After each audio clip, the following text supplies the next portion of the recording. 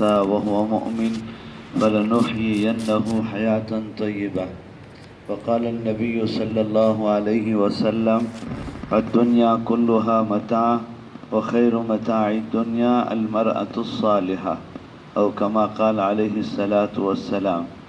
محترم پردہ نشین خواتین اور میری معزز ماں اور بہنیں، اول بات تو توجہ کے ساتھ سنیں اور عمل کی نیت سے سنیں، اور جن باتوں کو سن رہی ہیں ہماری وہ ماں بہنیں جو کسی عذر کی وجہ سے یہاں نہیں پہنچ سکی، ان تک پہنچانے کی نیت کریں. کچھ ضروری باتیں میں آپ کی خدمت میں پیش کر رہا ہوں. نمبر وار پیش کروں گا، اس کو یاد رکھنے میں آسانی رہتی ہے، مذاکرہ کرنے میں آسانی رہتی ہے، اور جب یاد رہیں گی یہ باتیں تو عمل کی توفیق بھی ہوگی. سب سے پہلی بات تو یہ ہے کہ ہماری ماں بہنیں عام طور پر مردوں کے مقابلے میں، یہ باتیں مردوں کے لیے بھی ضروری ہیں لیکن مردوں کے مقابلے میں عورتوں کے لیے زیادہ ضروری ہیں. سب سے پہلی بات تو یہ ہے کہ ہماری ماں بہنیں مردوں کے مقابلے میں اللہ کی ذات سے ہونے کے یقین میں کمزور ہوتی ہیں، اور معمولی باتوں پر رائی کو پہاڑ بناتی ہیں، بات کا بھتنگڑ بناتی ہیں، اور شکوہ شکایت زیادہ کرتی ہیں، اور ایک دوسرے کو شکایت کرتی ہیں، اور پھر آگے چل کر عاملوں کے پیچھے پھرتی ہیں، پھر آگے چل کر درگاہوں میں جا کر وہاں سوئے ہوئے آرام کیے ہوئے اولیاء کو خدا کا درجہ دے کر ان سے مانگتی ہیں، اور پھر آگے چل کر یہاں تک نوبت آ گئی ہے کہ اب ہماری ماں بہنیں برقع پوش خواتین برقع پہن کر مندروں میں اور چرچ میں جا رہی ہیں. اگر کوئی اللہ کے علاوہ کسی غیر اللہ کو کرتا دھرتا سمجھے تو اس کا نام شرک ہے، اور شرک جہاں ہے وہاں ایمان نہیں رہتا ہے. ایمان اور شرک دونوں کا جوڑ نہیں ہے، تو اس لیے بہت نازک مسئلہ ہے. یہ جو بات میں بتا رہا ہوں اس کو معمولی نہ لیں، بہت سیریس لے کر کے اس پر اپنا محاسبہ کریں. زندگی میں اگر ایسا کچھ ہے تو فوری توبہ کریں کہ اللہ کی ذات سے ہونے کا یقین چھوڑ کر غیر اللہ کی ذات سے ہونے کا یقین اور عاملوں، درگاہوں، مندروں، چرچوں میں اگر جانے کا سلسلہ ہے تو فوری طور پر اپنے ایمان کی تجدید کریں. اللہ ہی سب کچھ کرتے ہیں، نفع نقصان کے مالک اللہ ہیں، صحت و بیماری اللہ ہی کے حکم سے آتی ہے، ساری زمین و آسمان کے مالک اللہ ہیں. اللہ اپنے کچھ کرنے میں کسی کے محتاج نہیں ہیں. اللہ سب کچھ کے بغیر سب کچھ کرنے والی ذات کو کہتے ہیں. اللہ تعالیٰ کسی چیز کے کرنے میں کسی کے محتاج نہیں ہیں.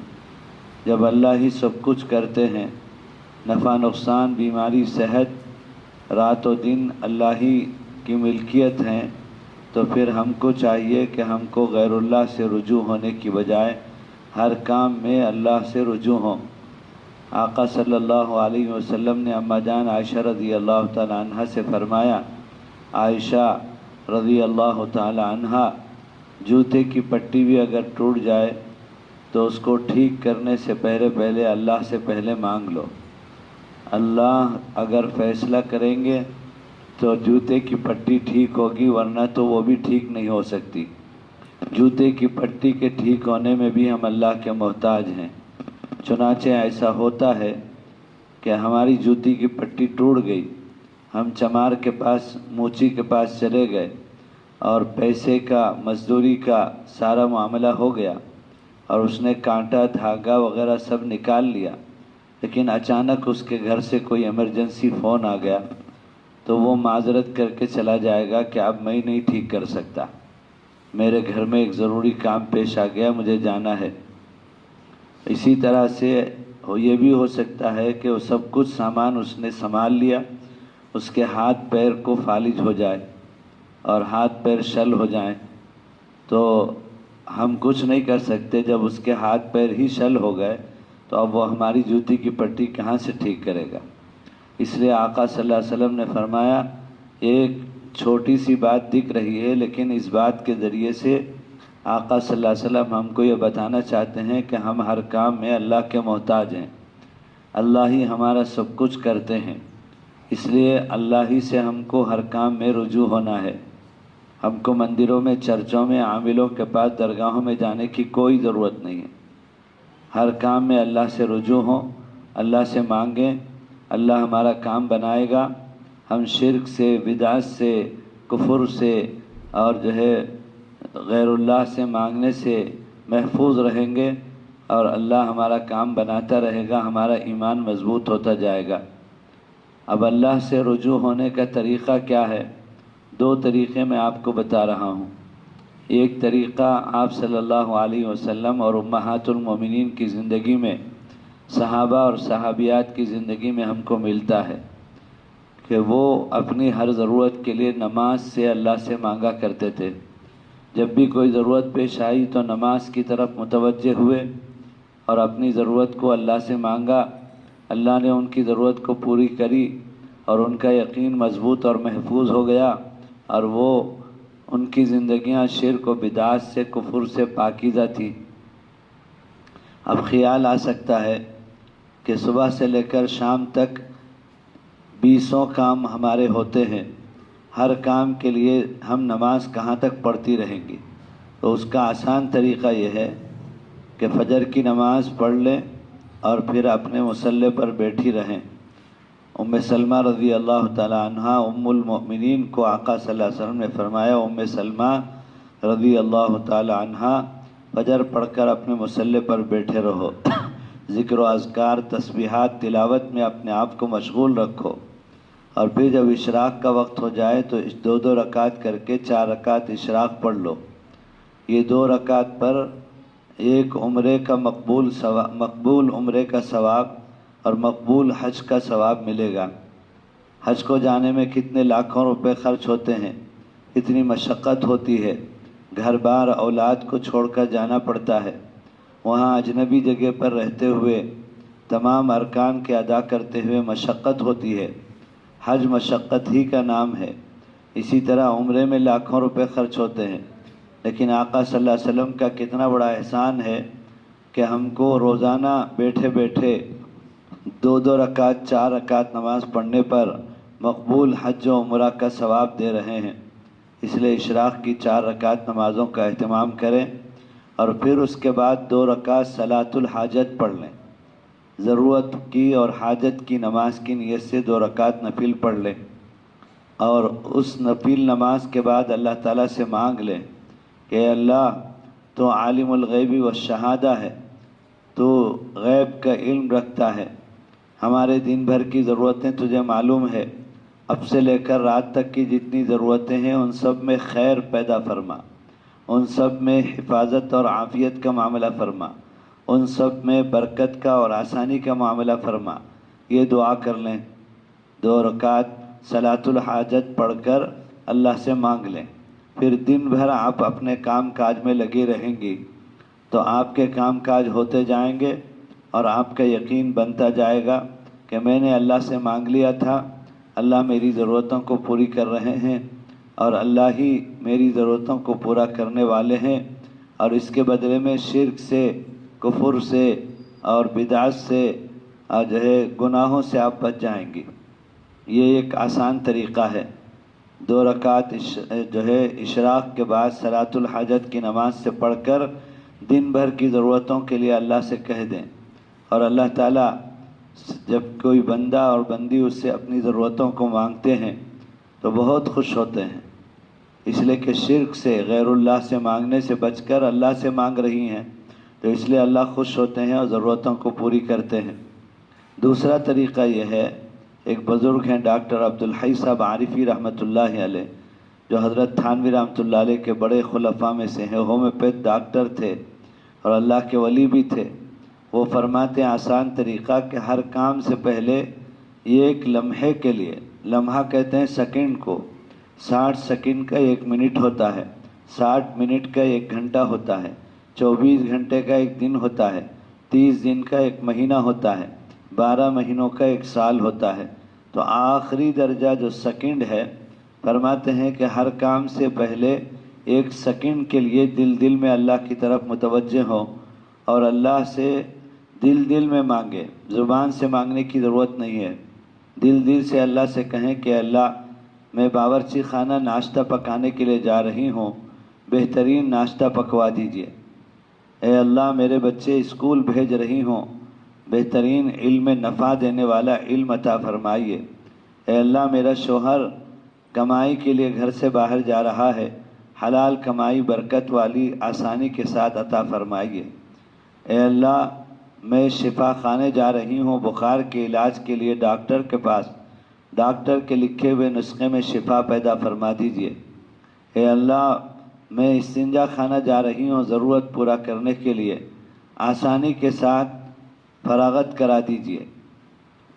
استنجا وقت پر ہو جانا، استنجا ضرورت بھر ہو جانا، یہ بھی اللہ کی نعمت ہے، اور اس میں بھی ہم اللہ کے محتاج ہیں۔ اگر استنجا زیادہ ہونے لگے لوز موشن تو پھر آدمی ڈھیلا ہو جاتا ہے تھیلے کی طرح سے، اور اگر استنجا گھٹ ہو جائے، قبض ہو جائے تو پھر پورا نظام گیسٹرک کی وجہ سے اتھل پتھل ہو جاتا ہے، کھانے کو جی نہیں چاہتا، طبیعت بے قرار ہو جاتی ہے، بدن میں جوڑ میں درد شروع ہو جاتا ہے قبض کی وجہ سے، سر میں شدید درد ہونے لگتا ہے۔ تو معلوم یہ ہوا کہ استنجا وقت پر صحیح طریقے سے ہو جانا یہ بھی اللہ کی نعمت ہے، اور اس میں بھی ہم اللہ کے محتاج ہیں۔ تو وہ بزرگ فرماتے ہیں کہ ہر کام سے پہلے 1 سیکنڈ کے لیے اللہ کی طرف دل میں متوجہ ہو کر اللہ سے کہیں کہ یہ کام آسان فرما دے، تو دن بھر بار 10 دفعہ اللہ سے متوجہ ہونے کی توفیق ہوگی، اور اللہ کام بناتے جائیں گے، اور یقین مضبوط رہے گا، درست رہے گا، اور غیر اللہ کے پاس جانے سے حفاظت ہو جائے گی۔ یہ 2 جو ہے طریقے اللہ سے رجوع ہو کر اپنے کاموں کو کرانے کا ہے۔ ایک تو 2 رکعت صلاۃ الحاجت پڑھ کر اللہ سے دن بھر کی ضرورتوں کے بارے میں کہہ دیں، اور دوسرا ہر کام سے پہلے 1 سیکنڈ کے لیے دل میں اللہ کی طرف متوجہ ہو کر اللہ سے کہیں، اور اللہ وہ کام بنائے گا، اور پھر یقین درست رہے گا، اور شرک سے کفر سے حفاظت ہوگی۔ نمبر 1۔ نمبر 2، ہم نے اللہ کو معبود مان لیا ہے کہ اللہ کے علاوہ کوئی عبادت کے لائق نہیں، تو پھر اللہ تعالیٰ اپنے بندے اور بندیوں پر کچھ چیزیں بالغ ہونے کے بعد سے ضروری قرار دیتا ہے کہ جب تم نے مجھ کو معبود مان لیا تو اب میری طرف سے تمہارے اوپر بالغ ہونے کے بعد سے لے کر موت تک نماز اور روزہ ضروری ہے، اور اسی طرح سے اگر مال ہے تو زکوٰۃ اور حج ضروری ہے۔ تو لہذا نماز کا اہتمام، روزے کا اہتمام، اور اگر مال ہے تو زکوٰۃ اور حج کا اہتمام۔ بالغ ہونے کے بعد سے عورت بالغ ہوتی ہے خون کے آنے کے بعد، حیض جس کو کہتے ہیں، پیریڈ جس کو کہتے ہیں، مینسس جس کو کہتے ہیں، ایام جس کو کہتے ہیں۔ ہر مہینے عورتوں کی الگ الگ عادت ہوتی ہے، خون، غلط خون، جو فاسد خون بدن میں پیدا ہوتا ہے، اللہ تعالیٰ کا نظام ہے کہ اس فاسد خون کو باہر نکلوا دیتا ہے۔ یہ عورت کے بالغہ ہونے کی علامت ہے۔ تو اس وقت سے لے کر موت تک روزانہ فجر، ظہر، عصر، مغرب، عشاء، وتر، اور پہلے اور بعد کی سنتیں اور نفلیں، یہ نماز ضروری ہے۔ نماز اللہ کو اللہ ماننے کے یہ علامت ہے کہ اس علامت کے ذریعے سے ہم اظہار کریں کہ ہم اے اللہ ہم آپ کو عبادت کے لائق سمجھتے ہیں۔ تو نماز کا مسئلہ بڑا نازک ہے، کھڑے ہو کر نہیں تو بیٹھ کر، بیٹھ کر نہیں تو لیٹ کر، لیٹ کر نہیں تو اشارے سے نماز پڑھنا ضروری ہے۔ سفر میں، حضر میں پڑھنا ضروری ہے، بیماری میں، صحت میں پڑھنا ضروری ہے، خوشی میں، غم میں پڑھنا ضروری ہے، عید میں، میت میں پڑھنا ضروری ہے۔ کسی بھی طرح کا کوئی اختیار اور آپشن نہیں ہے کہ جب چاہے پڑھیں، جب چاہے چھوڑ دیں۔ کمپلسری ہے، ضروری ہے، لازم ہے۔ ایک ایک نماز کا حساب دینا ہے۔ ایک ایک نماز کے چھوڑنے پر ہزاروں سال جہنم میں جلنا پڑے گا۔ جہنم بہت سخت ترین جگہ ہے۔ حدیث پاک میں ہے کہ جہنم کا ایک قطرہ اگر دنیا میں ٹپک جائے تو پوری دنیا کی زمین کوئی بھی چیز پکانا، پیدا کرنا، پیداوار کرنا چھوڑ دے گی، بانجھ ہو جائے گی زمین، کوئی چیز پیدا نہیں ہو سکتی اگر یہ قطرہ زمین میں جہنم کا ٹپک جائے۔ اتنی سخت ترین جگہ ہے۔ اللہ کے نبی نے خود جہنم کی آگ سے پناہ مانگا ہے، اللہم انی اعوذ بک من عذاب النار۔ اس لیے ایک ایک نماز کے چھوڑنے پر ہزاروں سال جلنا پڑے گا، معمولی بات نہیں ہے۔ آنکھ بند کرنے سے پہلے سننا آسان ہے، آنکھ بند کرنے کے بعد قبر ہی میں جہنم میں جانے سے پہلے جہنم کی گرم گرم ہوائیں شروع ہو جائیں گی۔ اور حدیث پاک میں ہے کہ جب میدان حشر میں جب انسان جمع ہوں گے تو جہنم کی جھلکیاں آئیں گی، تو یہ بندہ اور بندی اللہ سے مطالبہ کریں گے، اے اللہ ہم کو یہ جھلکی دے کر بار بار جہنم کی آگ کی جھلکیاں دے کر جھسکیاں دے کر اور جو ہے تکلیف مت دیجیے، اس سے بہتر ہے ہم کو جہنم میں ڈال دیجیے، ہم جل کر مر جائیں گے۔ لیکن جہنم میں کوئی جہنمی مرے گا نہیں، ہمیشہ ہمیشہ عذاب بھگتنا پڑے گا۔ تو اس لیے بہت سستا سودا ہے کہ روزانہ کی نماز پڑھیں۔ ہماری ماں بہنوں نے، ہمارے بھائیوں نے جو یہاں مجھے مسجد میں بیٹھ کر سن رہے ہیں، بہت بیان سن لیا ہے۔ بیان سننا سنانا نفع سے خالی نہیں ہے، بیان سننا سنانا تو ہوتا ہی رہتا ہے اور ہوتا رہے گا، لیکن آج ہی کے بعد سے کوئی نماز نہ چھوڑیں۔ ہر دن روزانہ فجر، ظہر، عصر، مغرب، عشاء پابندی کے ساتھ نماز ادا کریں، چاہے کچھ ہو جائے، دنیا الٹ پلٹ ہو جائے، نماز نہ چھوٹے۔ تو اس لیے نماز کا اہتمام، نماز کا حساب لکھا جا رہا ہے بالغ ہونے کے بعد سے لے کر موت تک۔ جتنی نمازیں چھوٹیں گی اتنی ہزاروں سال جلنا پڑے گا۔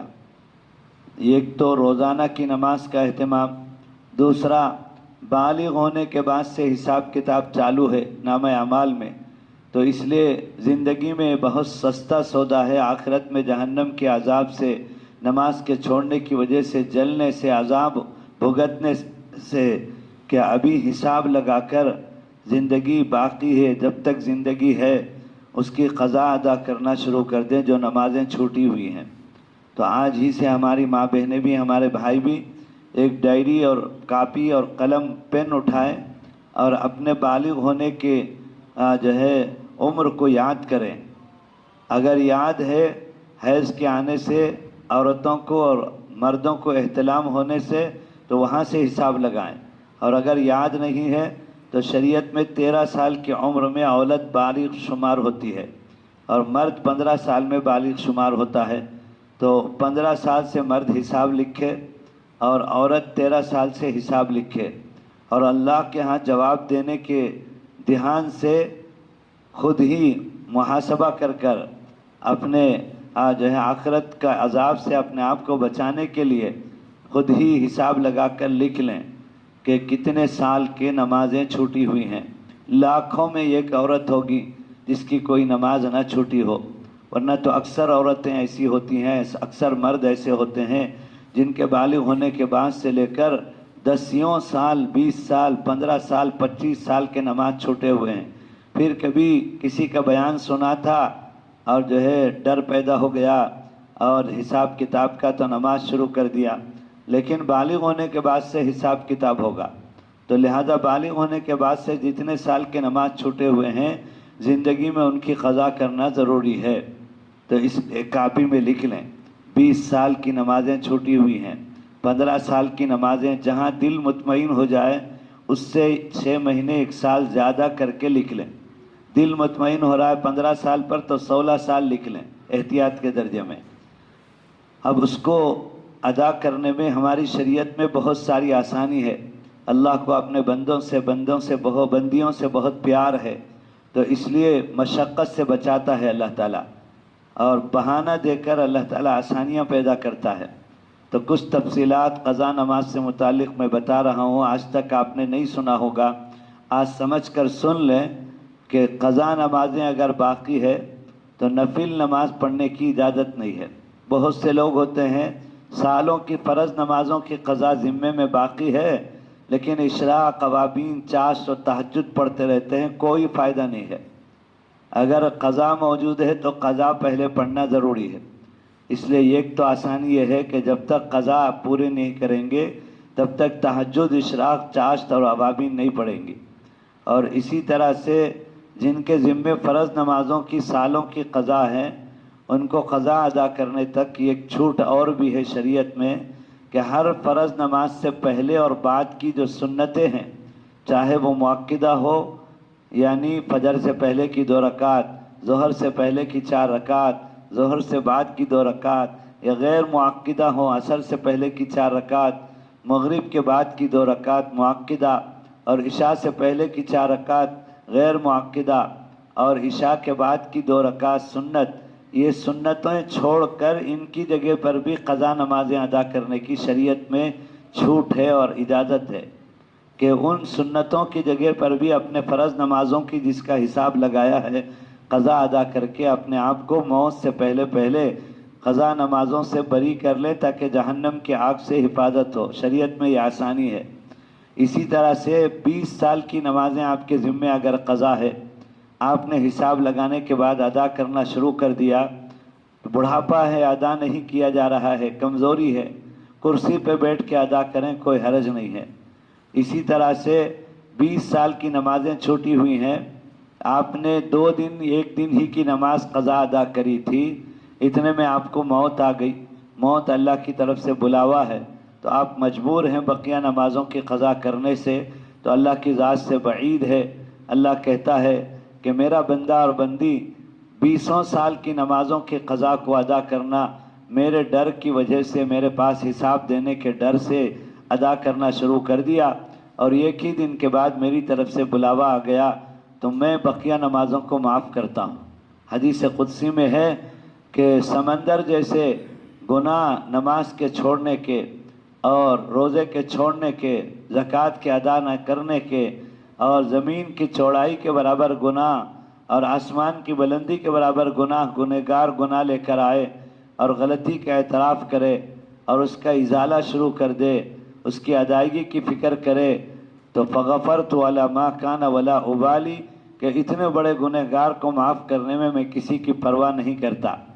کوئی ہے مائیکل لال جو پوچھ لے کہ اتنے سالوں کی نماز چھوڑ رکھی اور آپ نے معاف کر دیا؟ اللہ کہتا ہے کہ میرے ڈر سے، میری محبت میں ادا کرنا تو شروع کر دیا، تم کون ہوتے ہو پوچھنے والے؟ کوئی پوچھنے کی مجال نہیں کسی کو اللہ سے، اللہ جسے چاہے معاف کریں گے، لیکن ادا کرنا شروع کر دے تب اللہ معاف کرتا ہے، ورنہ نہیں معاف کرتا۔ تو اس لیے میری ماں بہنیں، آج ہی سے یہاں سے بیان سے جانے کے بعد ڈائری اور پین اٹھا کر اپنے بالغ ہونے کی عمر کو یاد کر کے، اگر یاد نہیں علامت سے، تو 13 سال سے عورتیں اور 15 سال سے مرد اپنا حساب لگا کر کب سے نماز شروع ہوئی، کتنے سالوں کی نماز باقی ہے، وہ لکھ لیں، اور پھر اس کو ادا کرنے کے 2 طریقے ہیں، اس کو ادا کرنے کے 2 طریقے ہیں قضا کرنے کے، وہ بھی سمجھ لیں۔ ایک طریقہ یہ ہے کہ میں نے بتایا اشراق قوابین چاش تہجد نہ پڑھیں، اور ہر فرض نماز کے اس دن کے پہلے اور بعد کی سنتیں بھی نہ پڑھیں، اس کی جگہ پر بھی قضا ادا کریں۔ تو 1 سال کی مثال میں دے رہا ہوں، جتنے سال کی آپ کی نمازیں قضا ہیں اس کو آپ اس حساب سے ترتیب دے لیجئے۔ 1 سال شریعت میں 360 دن کا ہے، انگریزی اعتبار سے 360 پر 5 دن کا، اور عربی اور دین کے اعتبار سے، شریعت کے اعتبار سے، ہمارے مذہب کے اعتبار سے 360 دن کا۔ یہ مہینہ 30 دن کا ہوتا ہے، 12 مہینے کے 360 دن ہوئے۔ تو اب آپ کو حیض جس دن آتا ہے، جتنے دن آتا ہے، 8 دن 7 دن 6 دن، ان دنوں میں اللہ کی طرف سے آپ کے لیے نماز معاف ہے اور ان کی بعد میں قضا بھی نہیں ہے، تو لہذا قضا نمازیں جب آپ ادا کریں گی اپنے چھوٹی ہوئی نمازوں کی، تو اس وقت حساب لگاتے ہوئے بھی ہر مہینے سے وہ حیض کے دنوں کو نکال دیں گی، یعنی 8 دن آپ کو حیض آتا تھا، خون آتا تھا، تو ہر مہینے کے 8 دن نکالیں گی، تو 8 12 90 پر 6، 360 دنوں میں سے 90 پر 6 دن نکال دیں گی، تو 260 پر 4 دن بچیں گے۔ 360 دنوں میں سے 8 دن اگر حیض کی، جتنے دن آپ کو آتا ہے اتنا حساب لگائیں گے، میں مثال سے سمجھا رہا ہوں۔ 8 دن اگر آتے تھے تو 8 12 90 پر 6 دن نکالیں گی، تو 360 دن میں سے 90 پر 6 دن نکالیں گی، تو 260 پر 4 دن 1 سال کے آپ کے ذمے نمازیں قضا کرنا ضروری ہے۔ اب ادا کرنے کے 2 طریقے ہیں۔ ایک طریقہ یہ ہے کہ 260 پر 4 فجر فجر فجر فجر فجر فجر ادا کر دیں، تو یہ 1 سال کے فجر کی قضا سے آپ فارغ ہو گئیں۔ اور اس کے بعد 260 پر 4 ظہر ظہر ظہر ظہر ادا کر دیں، پھر اس کے بعد 260 پر 4 عصر عصر عصر ادا کر دیں، پھر اس کے بعد 260 پر 4 مغرب مغرب مغرب ادا کر دیں، پھر اس کے بعد 260 پر 4 عشاء وتر عشاء وتر عشاء الگ سے وتر الگ سے 260 پر 4 نہیں ادا کریں گی، عشاء کے ساتھ وتر عشاء کے ساتھ وتر۔ روزانہ کی نماز اپنی جگہ پر پڑھیں گی، ہر دن اس دن کی نمازیں، اور اس کے علاوہ یہ فجر سے پہلے اور بعد میں، ظہر سے پہلے اور بعد میں، عصر سے پہلے اور بعد میں، مغرب سے پہلے اور بعد میں، عشاء سے پہلے اور بعد میں، اور پورا دن آپ قضا نماز اللہ کے ہاں عذاب میں جلنے کے ڈر سے پڑھتی رہیں، بدن کو مشقت اور تکلیف میں ڈال کر، اس کی بھی شریعت میں اجازت نہیں۔ آقا صلی اللہ علیہ وسلم نے فرمایا تمہارے جسم کا بھی تمہارے اوپر حق ہے، تو جسم کی راحت اور بشاشت کو مد نظر رکھتے ہوئے یہ آسان طریقہ ہے کہ ہر فرض نماز سے پہلے اور بعد میں، ہر فرض نماز سے پہلے اور بعد میں، اور لکھتی رہیں کہ روزانہ کتنی نمازوں کی قضا ہوئی۔ تو یہ ایک طریقہ یہ ہے کہ 260 پر 4 فجر، 260 پر 4 ظہر، 260 پر 4 عصر، 260 پر 4 مغرب، 260 پر 4 عشاء وتر، تو یہ 1 سال کی قضا نمازیں آپ کی ادا ہو گئی، اس سال کی نمازیں بھی ادا ہو گئی اور یہ 1 سال کی بھی ادا ہو گئی۔ یہ ایک طریقہ یہ ہے۔ دوسرا طریقہ یہ ہے کہ فجر سے پہلے اس دن کی فجر اور اس سے پہلے ایک فجر کی قضا، اس کے بعد ایک فجر کی قضا، ظہر اس دن کی، ظہر کے اس دن سے پہلے ایک ظہر کی قضا، ایک بعد کی ظہر کی قضا، اس دن کی عصر، اس سے پہلے ایک عصر کی قضا، اس کے بعد ایک عصر کی قضا، اور اس دن کی مغرب۔ ماشاءاللہ ہمارے ساتھیوں کو خوب نیند آ رہی ہے، یہاں میرے سامنے بیٹھ کر سب سو رہے ہیں، اس کو بھی نیند آ رہی ہے، ان کو بھی نیند آ رہی ہے، مولانا کو بھی نیند آ رہی ہے۔ مولانا تو میری وجہ سے تھکے ہوئے ہیں خدمت میں، لیکن تم کو کیا ہو گیا؟ اتنا اہم مسئلہ میں بتا رہا ہوں آخرت کے جہنم کے عذاب سے بچنے کا، اور تم لوگ میٹھی نیند میں سو رہے ہیں۔ انا للہ و یہ بے حسی کی بات ہے کہ قبر کی جہنم کے عذاب سے بچنے کا نماز قضا کرنے کا طریقہ میں بتا رہا ہوں، آج تک کسی نے نہیں بتایا تم کو، اور تم کو اس سلسلے میں کوئی معلومات بھی نہیں ہے، فکر بھی نہیں ہے، اور یہ ضروری ہے، بالغ ہونے کے بعد سے لے کر موت تک کا حساب دینا ضروری ہے، چھوٹی ہوئی نمازوں کی قضا کرنا ضروری ہے، اس کا طریقہ بتا رہا ہوں۔ نیند آ رہی مزے کی؟ تو ادھر آؤ، قریب آؤ، سامنے آؤ، یہاں بیٹھو میرے پاس، آپ بھی آؤ، سامنے آؤ، دور بیٹھ کے نیند آ رہی، تم پیچھے ہٹو، ان کو بھیجو جن کو نیند آ رہی تھی، حاجی صاحب کو، ہمارے چاچا کو بھیجو سامنے۔ ہماری ماں بہنیں بھی نہ سوئیں وہاں پر، ہم کو نہیں دکھ رہی ہیں، اس لیے مزے لے کر خراٹے کی نیند سوتی رہیں گی تو کوئی فائدہ نہیں ہے۔ ہمارے منتظمین حضرات، مولانا اور جو ہے دوسرے صدر صاحب ٹرسٹ کے، وہ سب مجھ کو خوش کرنے کے لیے، تسلی کے لیے کہتے ہیں خواتین بہت آئی ہیں، جگہ تنگ پڑ جائے گی، 400 خواتین آئی ہیں، 400 500 5000 آ جانے سے کیا فائدہ ہے اگر سوتی رہیں گی تو اس لیے جو ہے جاگ کر کے میرے بیان کو سنیں، اور آج ہی سے جو ترتیب میں کہہ رہا ہوں ترتیب پہ آ جائیں قضا نمازوں کی ادا کرنے کی۔ ہمارے بزرگ بہت توجہ سے سن رہے ہیں کہ قضا نمازیں ادا کرنے کا کیا طریقہ ہے۔ ہاں، یہ ایک طریقہ تو بتایا میں نے کہ 1 سال میں 360 دن، اور حیض کے اگر 8 دن ہیں تو 8 12 90 پر 6 دن نکال کر 360 دن میں سے 90 پر 6 دن نکالیں گے تو 260 پر 4 دن بچیں گے۔ عورتوں کے لیے ہے یہ، مردوں کے لیے تو کوئی حیض نہیں ہے نا، تو ان کو پورے 360 دن کا ادا کرنا ہے۔ احتلام جس دن ہوتا اس دن کا بھی ادا کرنا ہے، تو نہا کر کے نماز ادا کرنا ضروری ہے۔ تو اس لیے جو ہے یہ عورتوں کے لیے ہے 360 پر 5 دن، 360 دن میں سے اسلامی اعتبار سے حیض اگر 8 دن آیا تھا تو 8 دن نکال کر، اور جو ہے 8 12 90 پر 6 دن نکال کر 260 پر 4 دن کی قضا 1 سال کی ادا کریں گی۔ اور ایک طریقہ یہ ہے کہ 260 پر 4 فجر، 260 پر 4 ظہر، 260 پر 4 عصر، 260 پر 4 مغرب، 260 پر 4 عشاء اور وتر 1 سال کی ادا ہو جائیں گی۔ دوسرا طریقہ یہ ہے کہ اس دن کے فجر سے پہلے ایک فجر کی قضا، ایک بعد کی قضا۔ قضا نماز کے لیے فجر کے بعد بھی ادا کر سکتے ہیں، عصر سے مغرب کے درمیان بھی ادا کر سکتے ہیں، صرف طلوع اور زوال اور غروب یہ 3 وقت چھوڑ کر 24 گھنٹے قضا نماز ادا کر سکتے ہیں۔ تو بغیر مشقت کے اور تکلیف ڈالے کے بدن کو آسان طریقہ یہ ہے، اس دن کا فجر اور اس سے پہلے ایک فجر کی قضا، اس کے بعد ایک فجر کی قضا، اس دن کا ظہر، اس سے پہلے ایک ظہر کی قضا، اس کے بعد ایک ظہر کی قضا، اس دن کی عصر، اس دن کے عصر سے پہلے ایک عصر کی قضا اور ایک بعد عصر کی قضا، اس دن کی مغرب، مغرب سے پہلے ایک مغرب کی قضا، مغرب کے بعد ایک مغرب کی قضا، اور اس دن کی عشاء وتر اور اس سے پہلے ایک عشاء وتر کی قضا اور اس کے بعد ایک عشاء اور وتر کی قضا۔ تو اس طرح سے 2 وقت سنتوں کی جگہ پر بھی سنت کے بھی چھوڑنے کی اجازت ہے، رخصت ہے، جن پر فرض اور واجب کی قضا باقی ہے سالوں کی، وہ نفل بھی نہیں پڑھیں گی اور سنتیں بھی نہیں پڑھیں گی، اور اس کی جگہ پر اپنے فرض اور واجب کی جو سالوں کی قضا ہے وہ ادا کریں گی۔ تو اس طرح سے 1 سال کی اس سال کی نماز بھی ہو جائے گی اور اس سال کے ساتھ ساتھ 2 سال کی پچھلے چھوٹی ہوئی قضا بھی ادا ہو جائے گی آسانی کے ساتھ۔ تو یہ آسان طریقہ ہے۔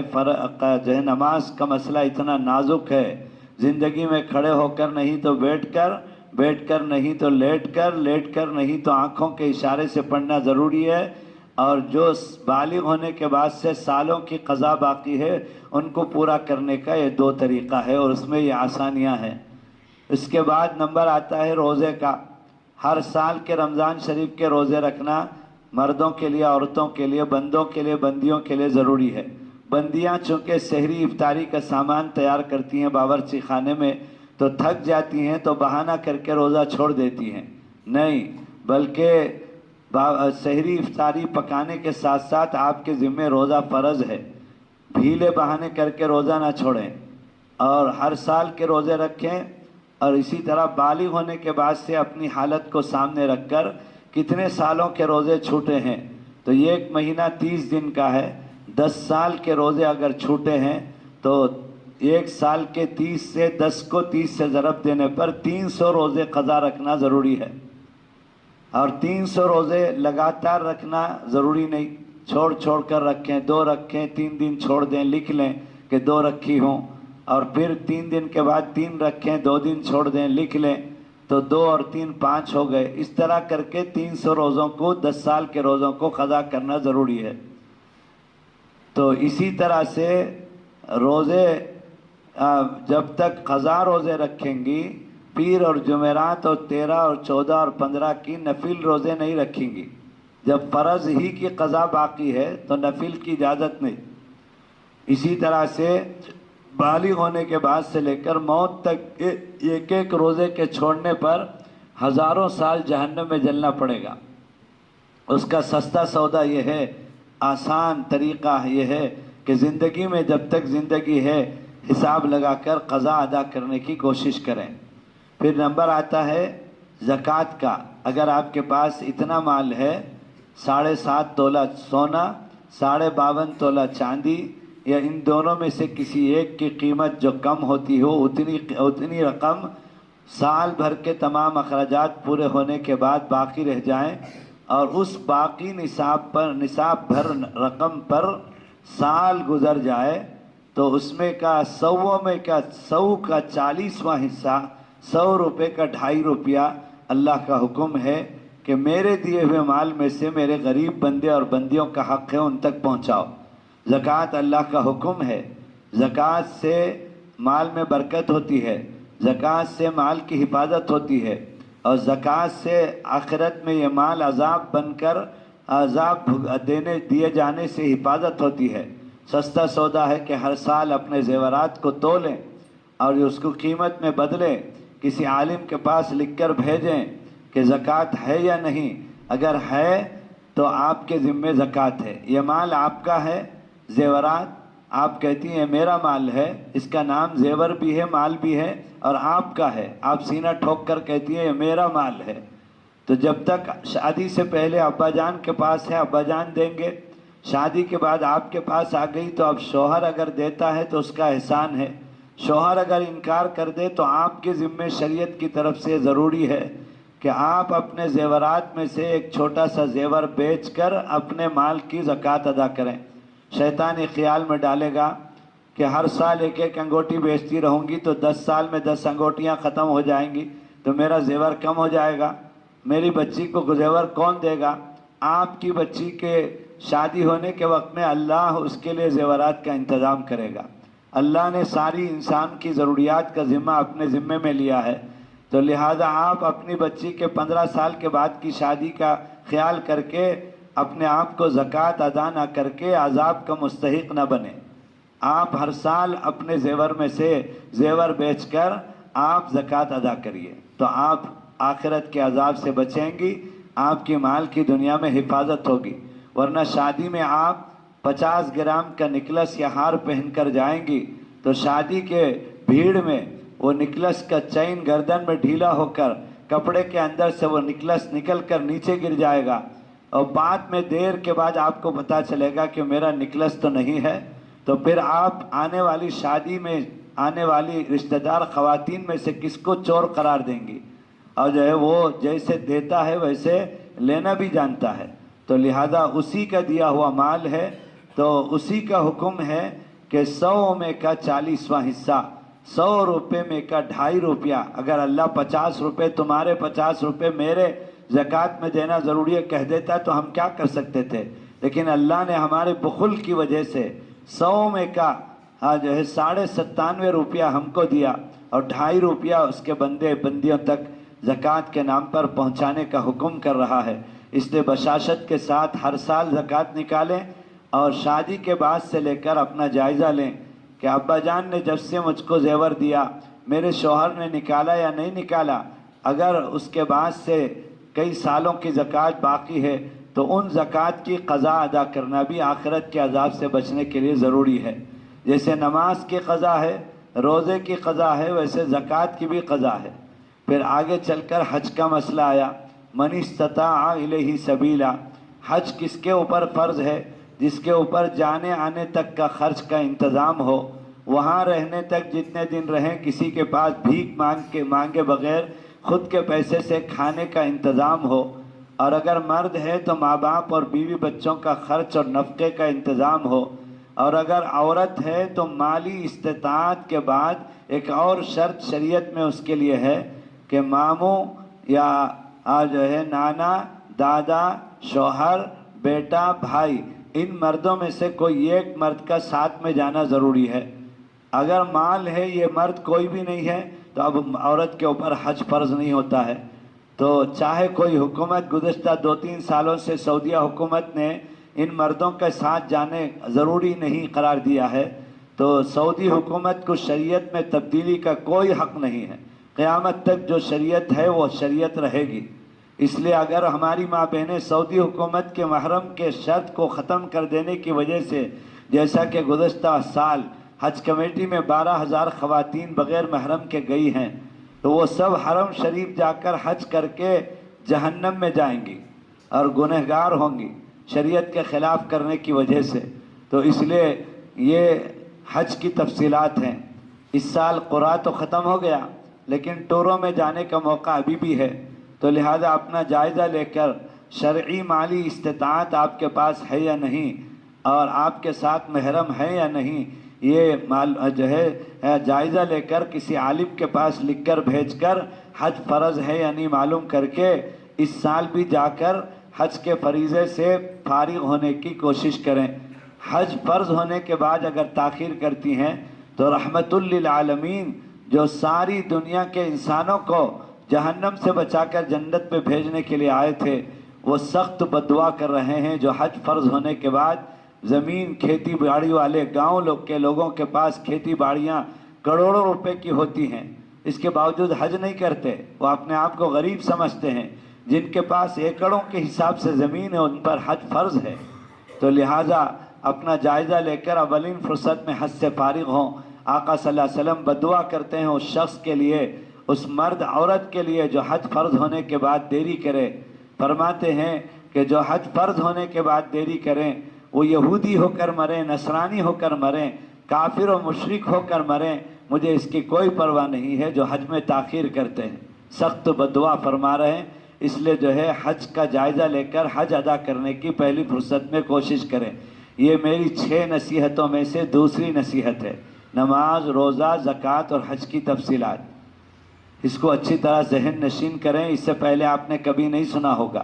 آج ہی سے نماز کی پابندی، قضا نمازوں کی ادائیگی، اور آج ہی سے اسی سال سے روزوں کی ادائیگی، قضا روزوں کا حساب لگا کر اس کی قضا، اور اسی سال سے زکوٰۃ اور قضا زکوٰۃوں کی حساب، اور اسی سال سے حساب اور جائزہ لے کر حج ادا کرنے کی فکر۔ نمبر 3، عورتیں اپنی زبان، کان اور آنکھوں کی حفاظت کا اہتمام کریں، خاص طور پر زبان کی حفاظت کا۔ گھاس کے کاٹنے کی مشین کی طرح سے عورتوں کی زبان چلتی رہتی ہے، چر چر چر چر چر چر ہر وقت۔ کسی نے کہا کہ دنیا کے سب سے بڑے جھوٹ کا اگر سروے کریں تو اس کو دنیا کا سب سے بڑا جھوٹ کہا جا سکتا ہے کہ 2 عورتیں آپس میں ملی اور 10 منٹ تک خاموش بیٹھ کر پھر الگ ہو کر چلی گئی۔ اس کو دنیا کا سب سے بڑا جھوٹ کہا جا سکتا ہے، یعنی ایسا ہو ہی نہیں سکتا کہ 2 عورتیں ملیں اور خاموش رہ کر الگ ہو کر چلی جائیں۔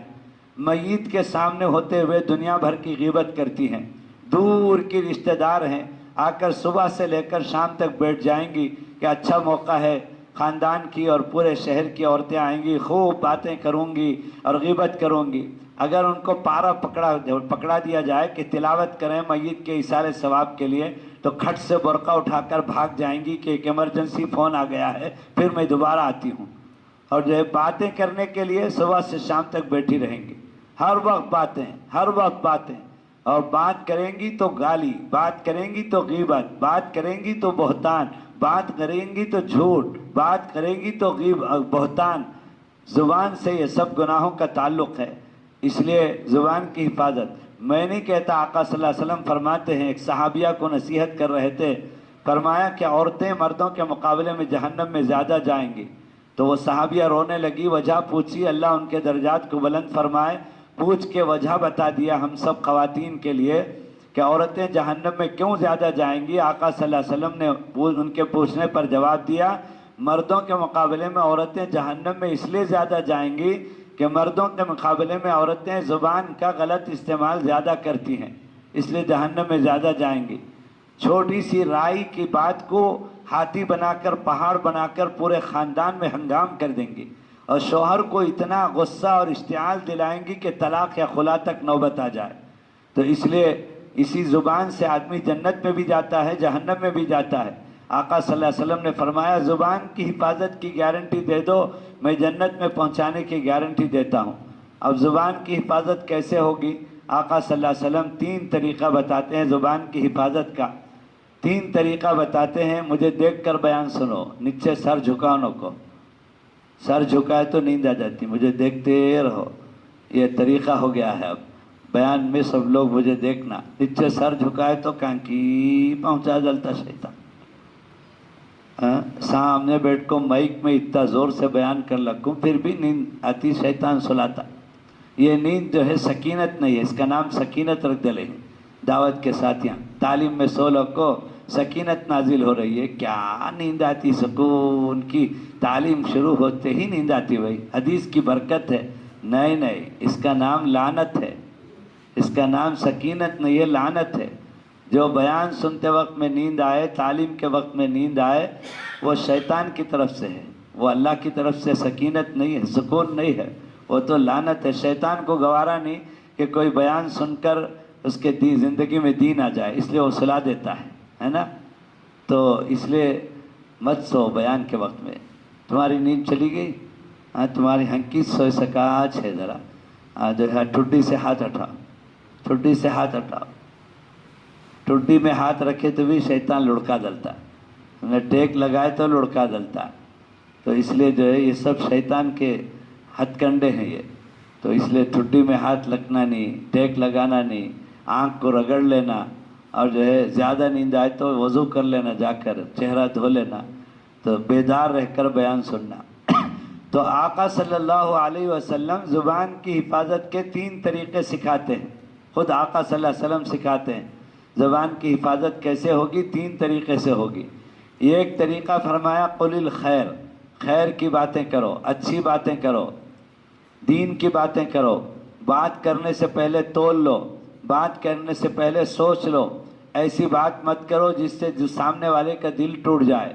عورتیں ایسی زہریلی بات کرتی ہیں کہ سمندر میں ڈال دیں تو سمندر کا پانی کھارا ہو جائے گا، اور جو ہے بول تو دیتی ہیں سخت، پھر اس کے بعد سامنے والی پر اثر ہوتا ہے تو پھر مٹارتی ہیں کہ کائی کو تمہیں اتنا سیریس لے لیے، اور جو ہے میں چپ کے ایسا بولی سو، اور جو ہے ویسا سوچو نو کو نکال لو دماغ سے، چلو میں معافی چاہتی ہوں، یہ سب کیا ضرورت ہے، کائی کو بولی، کائی کو اتنا سخت جملہ، چپ کے دم دبا لے کر کیوں نہیں رہنے ہوتا۔ تو اس لیے جو ہے زبان کو خیر کی باتوں میں مشغول رکھو، اگر بولو تو اچھی بات بولو، ایسی بات مت بولو جس سے بعد میں معافی مانگنا پڑے، یہ بھی آقا صلی اللہ علیہ وسلم نے فرمایا۔ دوسرا طریقہ فرمایا خاموش رہو، خاموشی سب سے بڑی عبادت ہے، خاموشی گناہوں سے حفاظت کا ذریعہ ہے، خاموش رہیں گی تو جھوٹ کا موقع نہیں ہوگا، غیبت کا موقع نہیں ہوگا، بہتان کا موقع نہیں ہوگا، گالی کا موقع نہیں ہوگا، افواہیں پھیلانے کا موقع نہیں ہوگا، غلط بات کو آگے بڑھانے کا موقع نہیں ہوگا، خاموش رہیں۔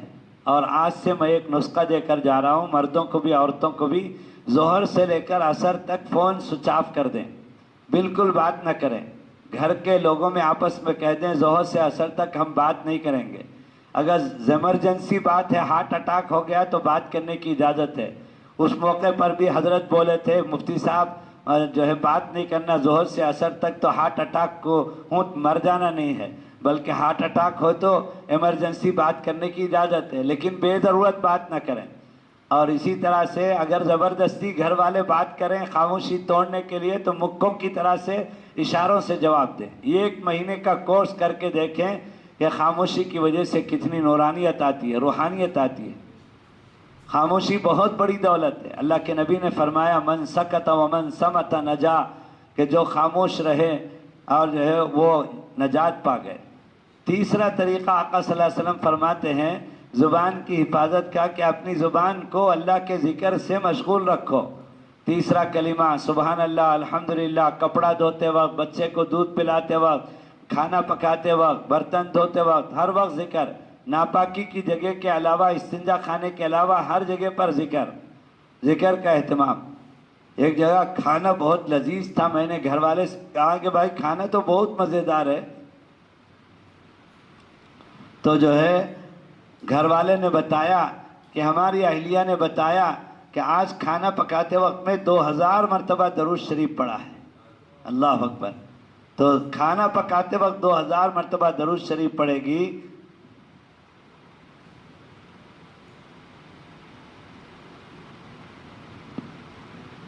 تو کھانے میں ظاہر بات ہے لذت آئے گی۔ تو ہر وقت ذکر۔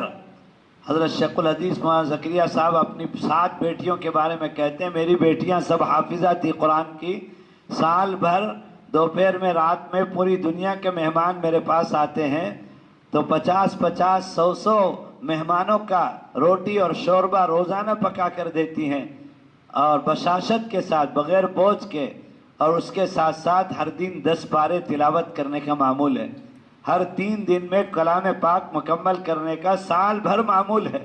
اللہ اکبر کبیرہ! یہ کوئی 1400 سال پہلے کی بات نہیں ہے کہ اس طرح کی کوئی بات آتی ہے بیان میں تو شیطان دماغ میں ڈالتا ہے وہ تو 1450 سال پہلے کی بات ہے، آج کے زمانے میں یہ سب نہیں ہونے کی بات ہے، ناممکن ہے۔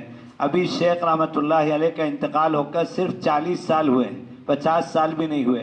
80 پر 2 میں حضرت شیخ کا انتقال ہوا، 2022، یہ 40 سال ہوئے ہیں۔ اور شیخ کی آخری بیٹی مولانا سلمان صاحب کی اہلیہ مولانا سعد صاحب کی ساس، وہ ابھی 4 سال پہلے تک زندہ تھی، اور انتقال کے دن بھی تہجد سے لے کر اشراق تک 10 پارے پورے کر کے اشراق کی نماز کے سجدے میں ان کا انتقال ہوا۔ تو یہ ہے ہماری جو ہے بزرگوں کی اولاد۔ تو اس لیے ہماری ماں بہنیں قرآن اٹھائیں اور 10 پارے نہ صحیح 10 آیت پڑھیں روزانہ، اور نہ پڑھنا آتا ہو تو سیکھیں، اور جو ہے اور دین کی تعلیم سے دوری کی وجہ سے گمراہی آتی ہے اور جہنم میں جلنا پڑے گا۔ دین کا علم سیکھنے سے دین زندگی میں آتا ہے، تو اس لیے ہماری اس بستی کی خواتین دین کے علم سے بہت دور ہیں۔ اپنے ذمہ داروں سے درخواست کر کے، مولانا غلام نبی صاحب سے اور علماء سے اور شہر کے دعوت کے ذمہ داروں سے، جگہ جگہ پر محلے محلے میں چھوٹی بچیوں کے مکتب کے ساتھ ساتھ بالغات بچیوں کے لیے، شادی شدہ خواتین کے لیے مدرسہ قائم کر کے روزانہ ظہر سے عصر تک کا وقت دین کا علم حاصل کرنے میں لگائیں گے انشاءاللہ، تو دین زندگی میں آئے گا۔ تو تیسرا طریقہ ہے اپنی زبان کو اللہ کے ذکر سے مشغول رکھیں گی تو بیکار باتوں سے حفاظت ہو جائے گی۔ تو تیسری نصیحت زبان کی حفاظت اور اس کے 3 طریقے۔ چوتھی نصیحت شرعی پردہ۔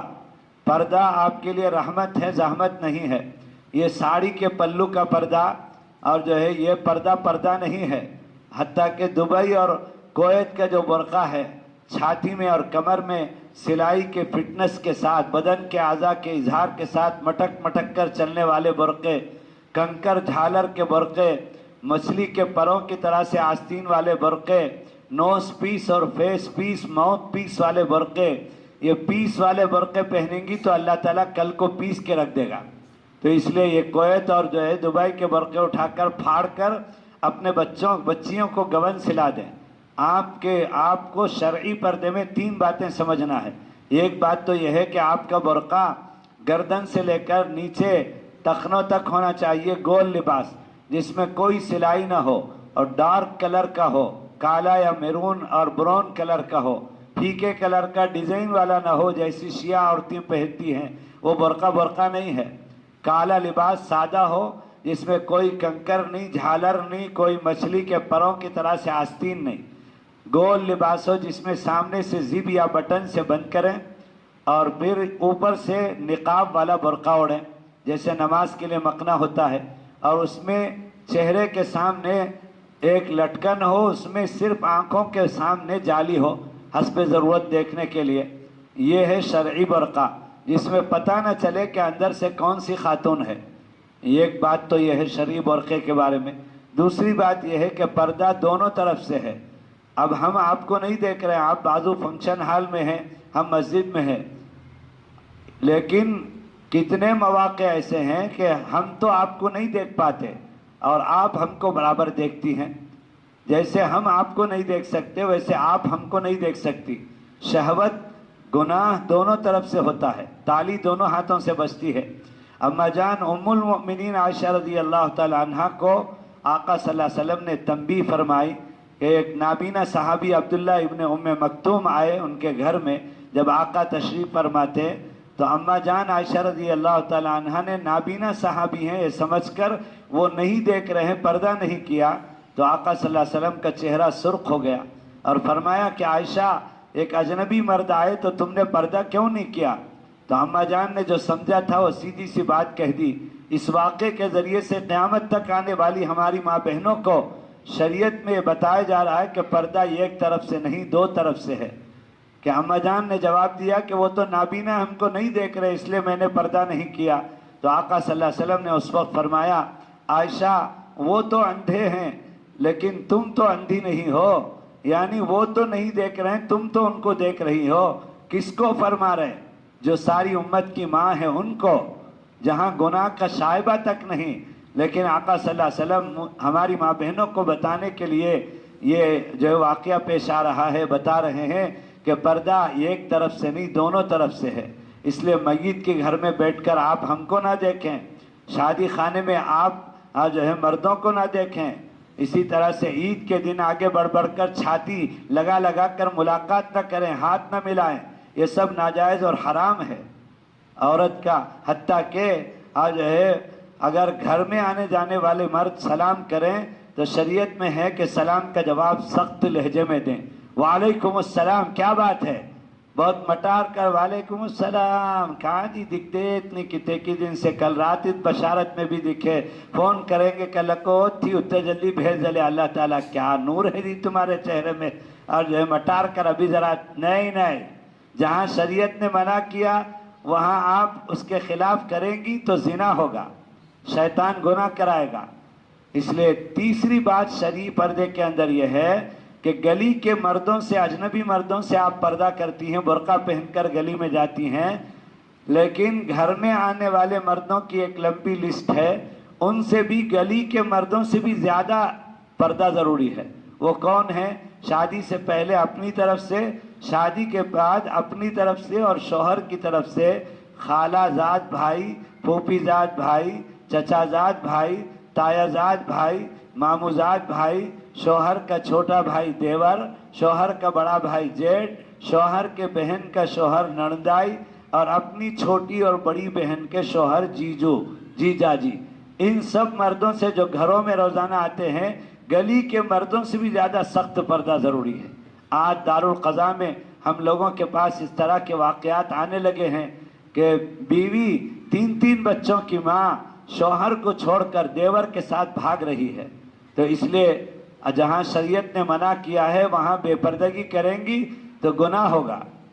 شریعت نے جہاں منع کیا ہے وہاں دو کے درمیان میں تیسرا شیطان آتا ہے۔ تو اس لیے ہماری ماں بہنیں شرعی پردے کو رحمت سمجھ کر، آپ کی حفاظت کے لیے، آپ کی جو ہے خیر خواہی کے لیے اللہ نے اپنی بندیوں کے لیے یہ حکم کیا ہے کہ پردہ کریں۔ نمبر 5، صبر اور شکر والی زندگی اختیار کریں۔ عورتوں میں نوٹو نکالنے کی، شکایت کی بہت عادت ہوتی ہے۔ شوہر بہترین جوڑا لا کر دے گا تو بولے گی کائی کچھ یہ لے کر آ گئے، وہ اولڈ اسٹاک ہے، پرانا ماڈل، کتنا کی اپڈیٹ آ گیا ہے، اس کے بعد تمہیں آئندہ سے پیسہ دے ڈالو، میں جا کو دیور کے ساتھ مال میں خرید لے کر آ جاتا ہوں، مال میں انہیں جا کو خریدتی سو اور پھر دیور کے ساتھ جاتی سو۔ تو یہ آج کا ماحول ہو گیا ہے۔ تو اس لیے میری ماں بہنیں ہر حال میں شکر، الحمدللہ الحمدللہ، شکر سے زندگی میں سکون اور خوشیاں آتی ہیں، ناشکری سے، نوٹو سے، شکوہ شکایت سے زندگی میں پریشانیاں آتی ہیں۔ صبر اور شکر ایسی نعمت ہے، صبر کرنے والی، شکر کرنے والی صبر اور شکر کی وجہ سے جنت میں جائے گی۔ تو اس لیے صبر اور شکر اختیار کریں۔ اگر کوئی اپنے مزاج کے خلاف بات پیش آتی ہے تو صبر کریں، مزاج کے موافق کوئی بات آتی ہے، نعمت ملتی ہے تو شکر کریں۔ صبر شکر، صبر شکر، مومن کی پوری زندگی یہی دو حالت میں ہے، اس کے علاوہ شکوہ شکایت مومن کا کام نہیں ہے۔ تو 5ویں نصیحت ہے صبر اور شکر کی زندگی اختیار کریں۔ 6ٹھی نصیحت ہے یہ اولاد جو گود میں ہیں یہ آپ کے لیے امانت ہیں، ان اولاد کے بارے میں آپ کو جواب دینا ہے۔ اگر آپ نے ان کی دینی تربیت نہیں کری، ان کو غنڈے، چور اور اچکے گنہگار بنا دیا تو ان کے سارے گناہ آپ کے نامہ اعمال میں لکھے جائیں گے، اور کل کو یہ میدان حشر میں اللہ کے پاس اگر آپ دیندار ہیں، اپنے اولاد کو دیندار نہیں بنایا تو جو ہے ان ماں باپ کو جنت کا فیصلہ بھی ہوگا، تو یہ گنہگار بچے آ کر اللہ کے پاس حجت کریں گے ہماری دنیا کے بارے میں تو بہت فکر کری، ہم کو دین نہیں سکھایا، اس لیے ہم ان کو جنت میں جانے نہیں دیں گے، پہلے ان کو جہنم میں بھیجیے پھر ہم جہنم میں جائیں گے۔ اللہ سے یہ اولاد حجت کریں گے، یہ حدیث میں ہے۔ تو اس لیے اولاد پیدائش سے لے کر 25 سال تک، شادی کی عمر تک، ہر سال کے اعتبار سے آپ کو بچوں کی پرورش کرنا ضروری ہے۔ یہ بچے نعمت ہیں، جن کو اولاد نہیں ان کو پوچھو کہ اولاد کتنی بڑی نعمت ہے۔ 5 عورتیں زندگی گزارنا ان کو مشکل ہو جاتا ہے اور گھٹن ہوتی ہے، مر جانا پسند کرتی ہیں، عورتیں ان کو تانا دیتی ہیں کہ بچہ کیوں نہیں ہوا، بچہ کیوں نہیں ہوا۔ اس لیے بچے یہ نعمت ہیں، اللہ کی امانت ہیں، ان کی فکر پیدا ہونے کے بعد سب سے پہلے ان کو کتے بلی کے کپڑے نہ پہنائیں بلکہ صاف کپڑے پہنائیں۔ کتے بلی کے اثرات بچوں میں منتقل ہوتے ہیں، بعد میں کتے بلی کی طرح سے وہ باغی ہو جاتے ہیں، جانور پن ان کے اندر آ جاتا ہے۔ اسی طرح سے پہلے سیدھے کان میں اذان، دوسرے کان میں تکبیر، اور سورہ اخلاص پڑھ کر دم کریں، پھر اچھا سا نام رکھیں، پھر ان کو فوٹو لے کر واٹس ایپ میں نہ پھیلائیں، اور اسی طرح سے ہندوانہ رسم و رواج نہ کریں بچوں کے ساتھ، نہلانے میں 40 دن میں چھلا، فلاں رسم و رواج، ہاتھ میں کڑا اور جو ہے یہ ساری چیزیں نہ کریں۔ اسی طرح سے جب وہ بولنے لگے تو اللہ کا نام سکھائیں، اسی طرح جب بات کرنے لگے تو مکتب بھیجیں، دین کی تعلیم سکھائیں۔ اور لڑکوں کو لڑکوں کا کپڑا، لڑکیوں کو لڑکیوں کا کپڑا پہنائیں، لڑکوں کو لڑکیوں کا، لڑکیوں کو لڑکے کا کپڑا نہ پہنائیں۔ میں ایک جگہ بنگلور میں گیا تھا، ایک بچی جو ہے دیکھنے میں بچی لگ رہی تھی، اور وہ کیا کہتے ہیں، ایک بچہ دیکھنے میں بچی لگ رہا تھا، اور وہ تھا بچہ، اور جو مجھے شبہ ہوا کہ یہ بچہ ہے یا بچی ہے، تو میں نے گھر والوں سے پوچھا کہ یہ بچی ہے یا بچہ ہے، تو انہوں نے کہا یہ بچہ ہے، لیکن ہماری بیٹی کو بچی بہت پسند ہے، تو ہماری بیٹی اس کو پیدائش سے لے کر اب تک لڑکیوں کا ہی کپڑا پہنا رہی ہے، تو لڑکیوں کے کپڑے پہننے کی وجہ سے وہ بچہ ابھی سے بچپنے سے ہجڑا ہو گیا ہے، اور جو ہے اس کے اندر زنانہ پن آ گیا ہے۔ تو اس لیے حدیث میں اللہ کے رسول نے لعنت بھیجا ہے، لعن رسول اللہ صلی اللہ علیہ وسلم المتشبہین والمتشبہات، مرد بچہ عورت بچی کی شباہت اختیار کرنا، گلے میں چین، ہاتھ میں کڑا، کان میں کمبل، سر میں ہیئر پن، یہ سب اگر کرے گا تو اللہ کے رسول نے لعنت بھیجا ہے، یہ عورتوں کی شباہت ہے۔ چمکی والے جبے پہنے گا تو اس پر لعنت بھیجا ہے، اللہ کے رسول لعنت بھیجیں، وہ دنیا اور آخرت میں برباد ہے۔ تو اس لیے لڑکے لڑکیوں کی شباہت، لڑکیاں لڑکوں کی شباہت اختیار نہ کریں، اور بچوں کو، لڑکوں کو لڑکیوں کا کپڑا، لڑکیوں کو لڑکیوں کا کپڑا نہ پہنائیں۔ اسی طرح سے جب باہر اسکول جانے لگے تو صحیح اسکول کو ایجوکیشن کے بغیر مسلمانوں کے اسکول کا انتخاب کریں۔ غیروں کے اسکول میں کو ایجوکیشن میں بھیجیں گی تو وہ جاتے آتے ہوئے لگیں گے ہمارے بچے، لیکن تعلیم کے نام پر برباد ہو جائیں گے۔ لڑکیوں سے وہاں اسکول میں زنا ہوگا، اور لڑکیوں سے وہاں جو اختلاط ہوگا، اور کفر اور شرک ان کی زندگیوں میں آئے گا۔ اسی طرح سے جب بچے بڑے ہو جائیں تو بچوں کو بچپنے میں کھلونے کی جگہ پر موبائل دے کر برباد نہ کریں۔ موبائل آپ نے دے دیا بچوں کے ہاتھ میں تو گویا کہ بچوں کو جہنم میں پہنچا دیا، اور آپ بھی اس کے ساتھ ساتھ موبائل دینے کی وجہ سے جہنم میں جائیں گے۔ تو اس لیے بچوں کا کھلونا وہ موبائل نہیں ہے۔ کسی بھی ہمارے بچے کے سامنے دوسرے بچے کی تعریف نہ کریں، اور گالی نہ دیں، بد دعا نہ کریں، بچوں کو ٹارچر نہ کریں بار بار کسی غلطی پر۔ اور جو ہے بہترین تربیت کا طریقہ ہمارے شریعت نے ہم کو سکھایا ہے۔ آقا صلی اللہ علیہ وسلم نے فرمایا، بچوں کے ساتھ بہت زیادہ سختی کر کے ان کو باغی مت بناؤ، بچوں کے ساتھ بہت زیادہ لاڑ کر کے کسی حرام کام کا، گناہوں کا ان کو عادی نہ بناؤ، عادت نہ ڈلواؤ، بلکہ درمیان میں طریقہ ہے کہ بچوں سے دوستی کر لو۔ جیسے دو دوست اور دو سہیلیاں آپس میں خیرخواہ ہوتی ہیں، پیار و محبت کی زندگی گزارتی ہیں، اس طرح ماں باپ اپنے بچوں سے دوستی کر لیں، اور پیار و محبت سے غلطی کو 10 مرتبہ منع کریں، انشاءاللہ بچے غلطی چھوڑ دیں گے، اور ان کے اندر اور جو ہے بغاوت نہیں پیدا ہوگی۔ دوستی کر لیں بچوں سے، دوستانہ فضا میں تربیت کریں۔ اور جب اسکول جانے لگیں تو کبھی کبھی ان کا موبائل لے کر چیک کریں، اور کبھی کبھی اچانک اسکول میں پہنچ جائیں کہ بچی اسکول میں ہے بھی، آٹو والے کے ساتھ کہیں لاڈج میں یا ہوٹل میں جا کر زنا کر رہی ہے۔ یہ سب آج کا ماحول ہے۔ آپ مطمئن نہ رہیں کہ میری بچی اسکول جا رہی ہے، اسکول کے نام پر آٹو والوں سے تعلق ہو جاتا ہے۔ اسی طرح سے آپ جو ہے بچوں کی عادت پر جو ہے وہ کیا کریں، نگرانی کریں کہ کہیں میرا بچہ یا بچی نشہ، گانجا، چرس اور جو ہے شراب کے عادی تو نہیں ہو گئے ہیں۔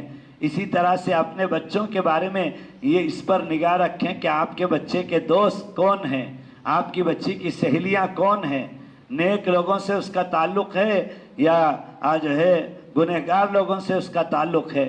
اور جب وقت ہو جائے، بالغ ہو جائیں تو 1-2 سال کے بعد ان کو بہترین رشتہ تلاش کر کے شادی کرا دیں، یہاں تک آپ کی ذمہ داری ہے۔ یہ چھٹی چیز ہے، بچوں کی اگر وقت پر تربیت نہیں کری تو آنکھوں کا ٹھنڈک بننے کی بجائے یہ دنیا میں بھی وبال جان بن جائیں گے۔ یہاں تک کہ ماں باپ جنہوں نے 8-8 مہینے 9-9 مہینے اٹھا کر ماں نے جنا ہے اور بڑی تمناؤں کے بعد اولاد ہوئی، تربیت نہ کرنے کی وجہ سے بددعا کرتی ہیں کہ یہ اولاد رہنے سے مر جائے تو بہتر ہے۔ تو اس لیے اولاد کی تربیت دینی ماحول کے اندر میں نے جیسے بتایا، اور بھی علماء تفصیل بتائیں گے علماء سے پوچھ کر، تو 6 نصیحتیں ہو گئی۔ اللہ کی ذات سے ہونے کا یقین اور ہر کام میں اللہ سے رجوع، اور اس کے 2 طریقے میں نے بتائے، اور شرک اور بدعات اور گناہ سے اپنی زندگی کی حفاظت۔ نمبر 2، نماز، روزہ، زکوٰۃ اور حج کا اہتمام، اور اپنے بالغ ہونے کے بعد کی عمر کا حساب لگا کر قضا نمازیں، قضا روزے اور قضا زکوٰۃ اور اولین فرصت میں حج ادا کرنے کا اہتمام۔ نمبر 3، زبان کی حفاظت، اور اس کے 3 طریقے میں نے بتائے آقا صلی اللہ علیہ وسلم کے دربار سے۔ اور نمبر 4، شرعی پردہ، اور اس کی 3 وضاحت میں نے کری۔ اور نمبر 5، صبر اور شکر والی زندگی، ناشکری اور نٹو اور نقص نہ نکالیں۔ اور اسی طرح نمبر 6، بچوں کی پیدائش سے لے کر شادی کرنے تک ان کی دینی تربیت کریں اور اس کے لیے علماء سے رہبری کریں۔ یہ 6 باتیں زندگی میں آنے کے لیے 3 کام کرنا ہے۔ یہ 6 باتیں زندگی میں آنے کے لیے 3 کام کرنا ہے۔ ایک تو دینی تعلیم سے جڑنا ہے۔ جتنی خواتین سن رہی ہیں وہ آج ہی سے اپنے آپ کو دینی تعلیم سے جوڑیں، جس عمر میں بھی ہیں۔ نانی، دادی، ساس، اماں، بہو، بیٹی، پوتی، نواسی، اور جو ہے سب کو علم دین حاصل کرنا ضروری ہے۔ تو تقاضا کریں آپ خود اپنے شہر کے بڑوں سے کہ ہمارے لیے مدرسے شروع کریں، دینی تعلیم کا انتظام کریں۔ نمبر 2، دعوت کے کام سے اپنے آپ کو جوڑیں، گھر کی تعلیم، اور اسی طرح مردوں کے جو ہے اللہ کے راستے میں جانے کے لیے معاون بنیں، جبر نہ کریں۔ میں لکھا دل کاگی ہوں، جاؤ نہ جی میری ناک کٹ جائے گی، جا کو چھونا نہیں تو میں خلا لے لوں گی، یہ سب نہیں ہے۔ ترغیب دیں اللہ کے راستے میں جانے کے لیے، جبر نہ کریں اور رکاوٹ نہ ڈالیں۔ نہیں، میں ہرگز اجازت نہیں دیتی، 2 میں 1 فیصلہ کر دل کو جاؤ، یہ نہیں۔ اللہ کے راستے میں جانے کے لیے معاون بنیں اور جبر بھی نہ کریں، اور گھر کی تعلیم کا ماحول پیدا کریں۔ اسی طرح سے خود بھی مستورات کی جماعت میں اصولوں کے ساتھ جائیں جو ہمارے بڑوں نے اصول بنایا، اپنے محرم کے ساتھ، اور جو ہے اللہ کے راستے میں جائیں دین سیکھنے کے لیے۔ اور نمبر 3، تیسری چیز جو کرنا ہے وہ علماء اور اللہ والوں سے پردے کے ساتھ تعلق۔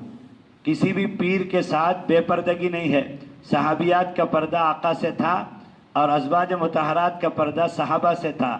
جب وہیں پردہ تھا تو آپ کون سا پیر ہے جو بے پردگی بیٹیاں کہہ کر کے بلا لے اندر؟ ناجائز اور حرام ہے۔